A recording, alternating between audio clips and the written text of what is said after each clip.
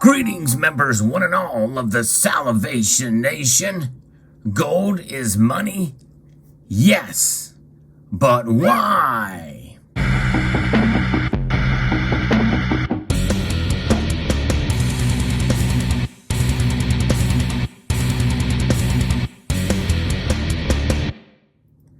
Gold.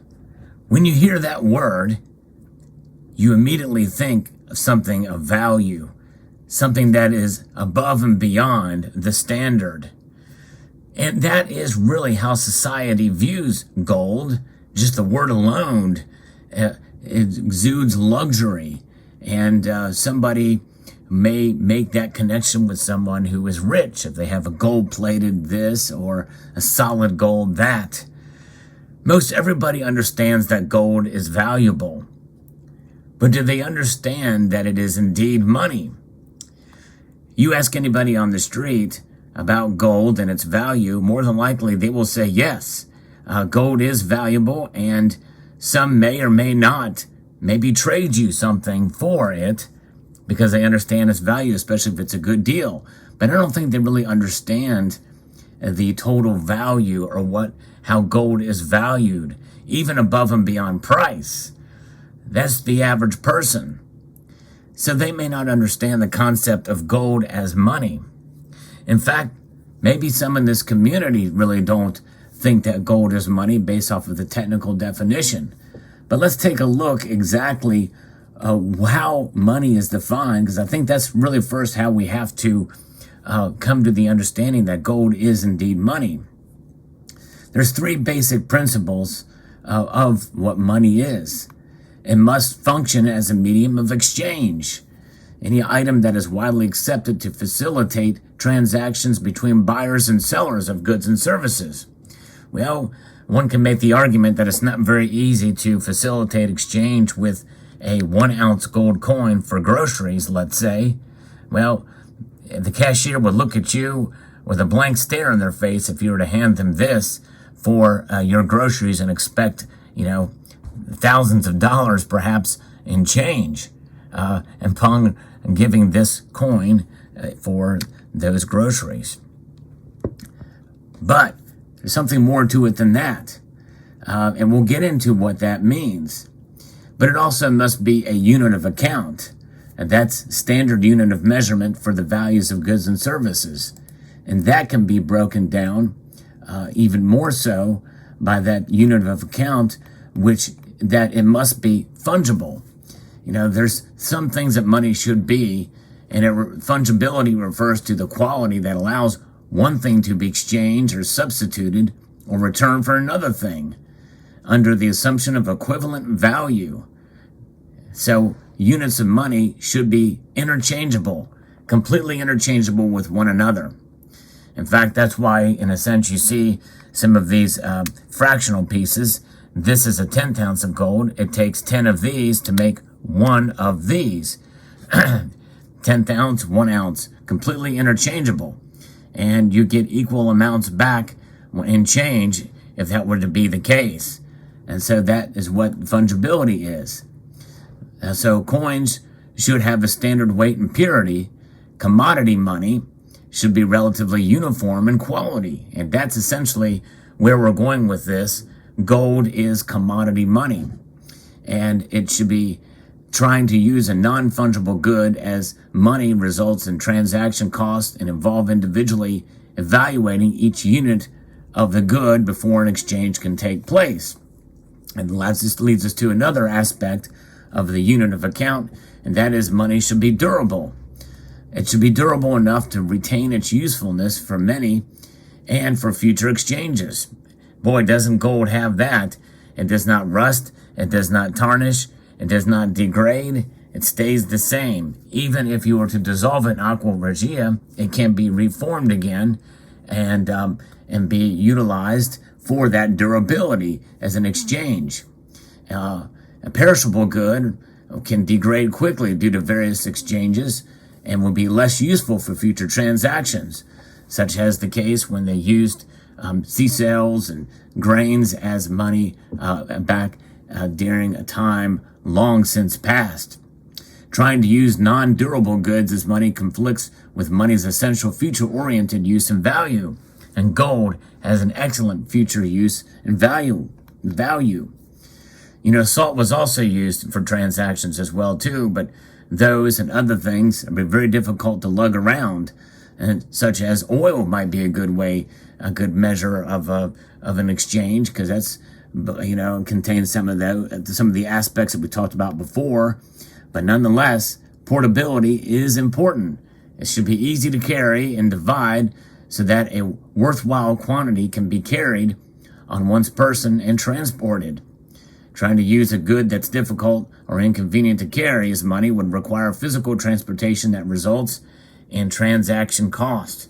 And gold, certainly a piece like this has a lot of value in a very small, tiny space. Even this here, this is a 1/5 ounce of gold, and it's a very thick, but nonetheless, there's a lot of value in this very, very tiny piece right here. Yes, indeed.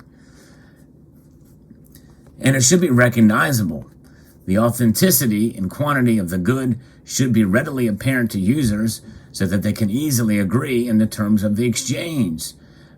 Using non-recognizable good as money can result in transaction costs relating to authenticating the goods and agreeing on the quantity needed for exchange. And some of this may not be recognizable to some. Some of these gold pieces may not be. Where is the recognizability in some of these pieces? Well, this particular coin is a United States coin that was actually utilized in transactions a long time ago. So it certainly is recognizable because of the stampings on it and for what it is. Just a matter of authenticating it. But a lot of these, they can have fakes as well. But what about some of these other pieces? Well, here's a piece that may not be so recognizable to some, but the recognizability is in the stamping. It is 1 ounce of 4/9 fine gold. Now, the stamping alone does not make it recognizable completely if it's inauthentic. So you have to either trust what is stamped and what is pressed upon the piece that tells you that this is a 1 ounce gold coin, or 1 ounce gold round in this case, or you assay it, or you test it to make sure it is genuine. But nonetheless, once you get past that, it becomes recognizable. And in reality, gold is unique in that it has a density that is unmatched by any other metal out there aside from platinum or tungsten, but very difficult to create authentic or convincing pieces with tungsten and with some of the finishes and styles. So once you get past that hurdle, it becomes easily recognizable.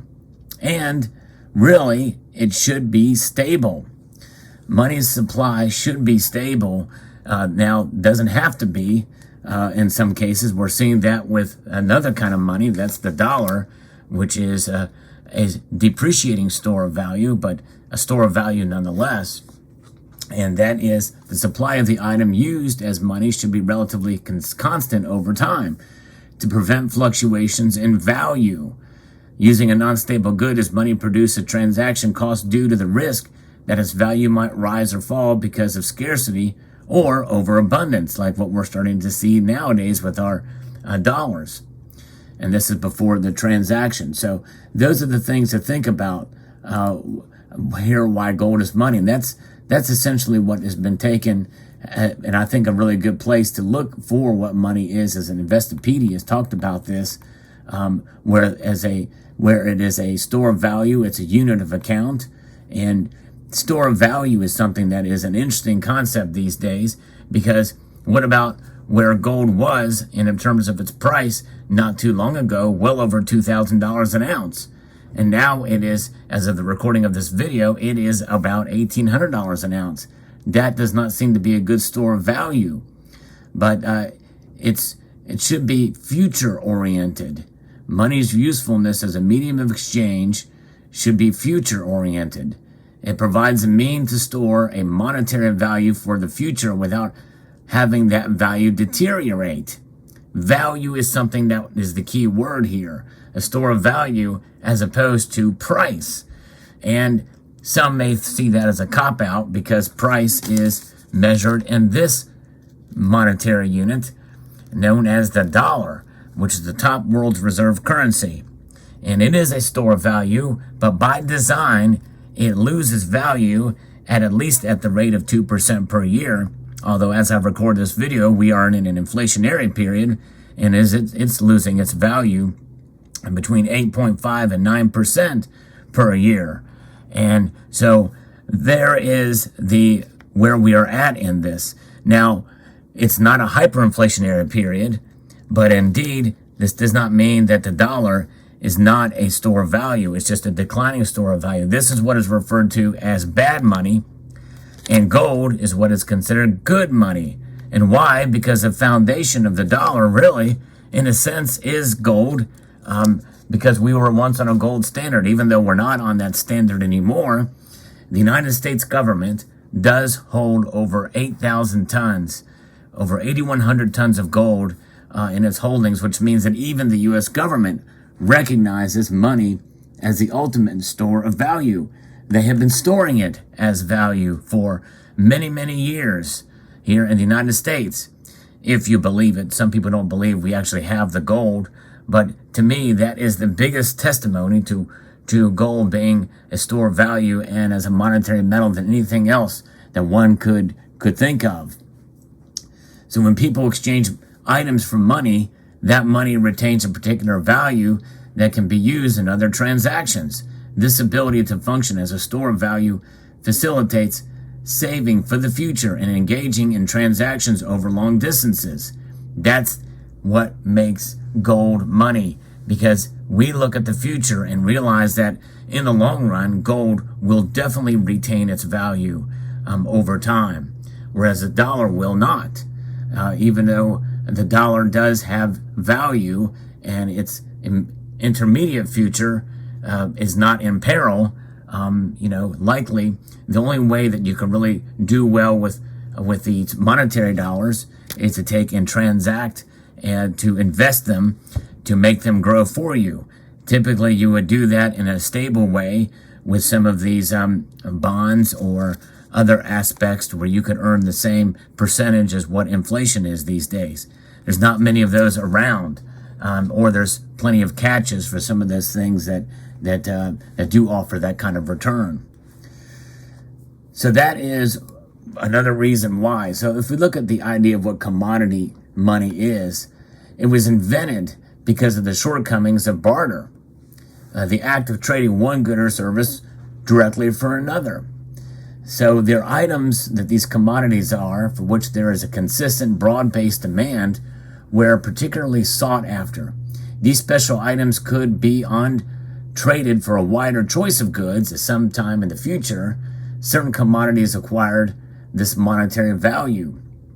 Once commonly used in parts of Asia, Africa, and Oceania, there were shells that were a popular form of commodity money. And then the convict colony in New South Wales in Australia, which was established in 1788, the authorities saw no need for money. This policy led to the acceptance of rum to fulfill that role. Yes, indeed, alcoholic beverage, as well as shells and alcohol. Commodities used as mediums of exchange have included barley, salt, peppercorns, tea, cocoa beans, silk, and then silver and gold. And silver and gold have been the most widely accepted and fungible and durable exchanges. Yes, indeed. Some people argue gold has little or no intrinsic value. It's undeniable, however, that its relative rarity and beauty has intoxicated humanity for millennia.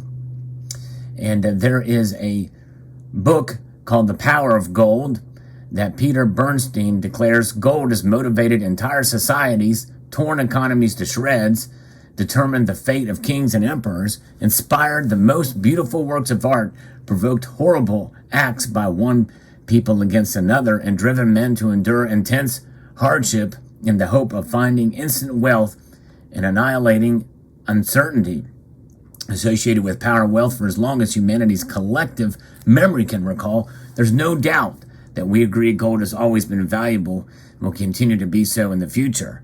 And in fact, most people really do understand that.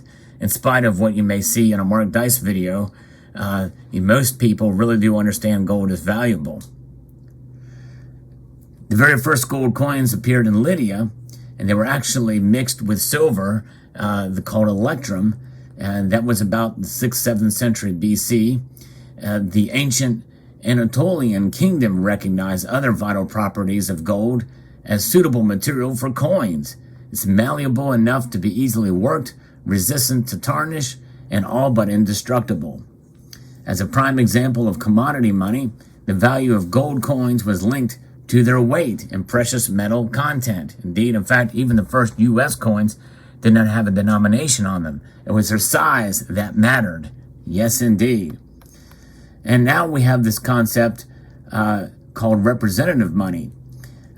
Representative money emerged during the 17th century. Its roots lay in the receipts issued by goldsmiths by their depositors. Not only could these promissory notes be exchanged for their face value in metal, but they could become a convenient way of making payments.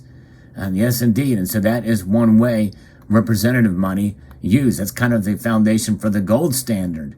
And it was under enormous strain during the 20th century. Banks were simply unable to hold enough gold, and the failure of the final effort to reform the system after World War II prompted U.S. President Richard Nixon to announce the suspension of the dollar convertibility to gold, closing the gold window, and I think that was on August 15th, 1971. And now we've got this fiat money, which essentially is by decree of a government, and that's what the dollar is, fiat. There's nothing backing it but the full faith and credit of the government. And we scoff at that phrase, but nonetheless, there's something to be said for it, especially in the United States, considering how far the dollar has reached. But nonetheless, it is a depreciating asset, whereas gold is not. It is a constant asset. And so that is the case here, because we are certainly being cursed by inflation, and we need to understand that the best way to protect ourselves in the long period of time is to accumulate and to hold on to that which cannot be manipulated in and of itself, because history is the guide that tells us that gold is a constant form of value. And so therefore, gold definitely is money. And the last argument I'll make about gold being money is what the central banks do. The central banks, they store gold as a form of value, and they actually transact in it. Yes, indeed. In fact, the Bank of International Settlements, which is the central bank of the central bankers, in April of 2019, relegated gold as a Tier 1 asset, which makes it on par with and equal to cash for their foreign exchanges as a store of value. We have seen many banks add more gold to their coffers, to their holdings, to their storehouses in recent years, and they continue to do so. And why? Some nations around the world that are really not so friendly to the U.S., and maybe even less so friendly because of what the dollar and what the Federal Reserve has been doing with the dollar, want to create their own reserve currencies. And there's been some speculation that they may use gold as a foundation for that. So therefore, gold, it is money. And no matter what a nation, empire, epoch, generation, or system that you may have, one thing is for sure, everybody knows it in the know that understands money. And gold definitely is it. Let me know what your thoughts are in the comment section below. Hope you found this video interesting. I'd like to extend a multitude of gratitude to you all for taking the time to watch, and to encourage you to please rate, share, comment, and subscribe.